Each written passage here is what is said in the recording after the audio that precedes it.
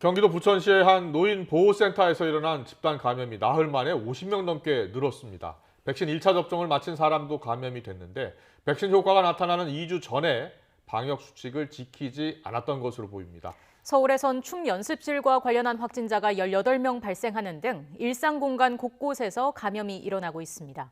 현장에 나가 있는 취재기자 연결합니다. 홍민기 기자. 네, 경기도 부천의 노인보호센터 앞에 나와 있습니다. 네, 이 노인보호센터와 관련된 집단 감염 규모가 계속 커지고 있네요.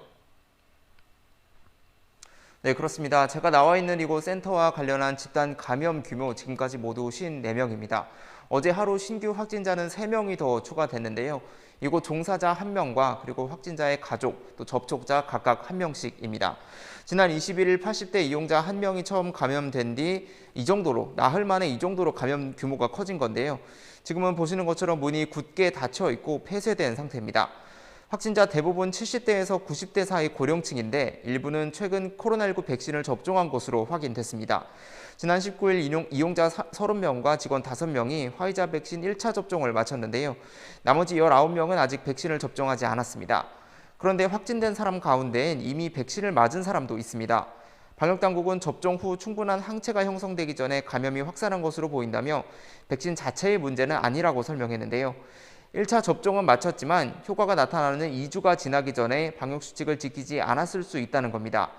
실제로 부천시가 역학조사를 벌인 결과 시설 내에선 이용자 가운데 일부가 마스크를 쓰지 않았던 것으로 나타났습니다.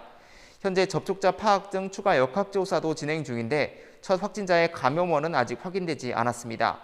종사자와 이용자 대부분이 집과 센터를 오가는 형태라 시설 바깥으로의 추가 전파 우려도 큰 상황입니다. 네, 수도권의 다른 곳에서도 집단 감염이 이어지고 있죠. 네, 그렇습니다. 서울시에서는 댄스 연습실과 관련한 새로운 집단 감염 사례가 나타났습니다. 다른 지역에서 온 수강생이 지난 21일 처음 확진됐는데 강사와 다른 수강생, 또 이들의 지인까지 지금까지 모두 18명이 감염됐습니다. 서울 서초구에 있는 실내체육센터에선 관련 확진자가 어제 1명 추가되면서 모두 90명이 감염됐습니다. 지난달 26일 첫 확진자가 발생했는데 최초 확진자와 다른 이용자들이 운동 공간과 사우나를 함께 이용한 것으로 조사됐습니다. 서울 동대문구의 한 음식점과 관련해선 어제 하루 5명이 추가 감염되면서 누적 확진자가 77명으로 늘었습니다. 확진자 대부분이 먼저 확진된 가족을 통해 감염되는 등 일상에서 감염이 퍼지는 모양새입니다. 지금까지 경기도 부천시의 한 노인보호센터에서 YTN 홍민기입니다.